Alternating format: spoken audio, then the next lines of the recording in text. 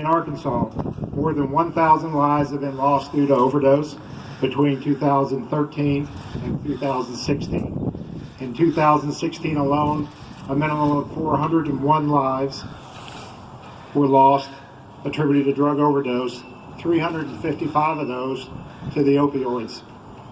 In 2017, the death toll in Arkansas overdose deaths will exceed 401, as preliminary overdose rates are showing to be 30% higher than those in 2016.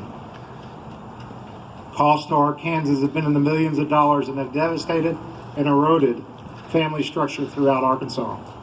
The opioid epidemic has attributed to the rising crime and reduced the quality of life for Arkansans. Arkansas struggles to provide treatment due to the cost and rural composition. The ability to afford and provide naloxone to reverse opioid overdose is just now becoming available to first responders in a desperate attempt to reverse the death rate. In 2016, Arkansas had the second highest prescribing rate in the United States at 114.6 painkiller prescriptions for every 100 people. The national average is 66.5. The prescribing rate attributed to over 235 million opioid pills to be distributed to Arkansans, a population of just over 3 million. The overprescribing and the misinformed prescribing is directly related to bad information provided by our prescribers about the safety of opioids themselves. The result is that Arkansans are very opioid dependent, a very opioid dependent population.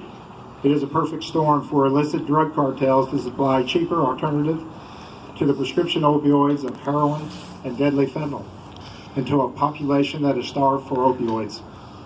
As we know it, 4 out of 5 heroin users started by misusing prescription drugs. This is our nation's third and worst opioid epidemic. The resolve for Arkansas will be in Arkansans coming together, and wow, have they. Coming together to educate themselves in the issues of this epidemic, holding contributors of this epidemic accountable, being willing to change and adapt new prescribing guidelines for the health and welfare of our state. I applaud these city and county and state leaders that are represented here today for being able to recognize this important issue and having the tenacity to do something about it. If we fail, we will be the first generation that has not left a better place for the next generation. It is so urgent that we stop the carnage, and together we can do just that.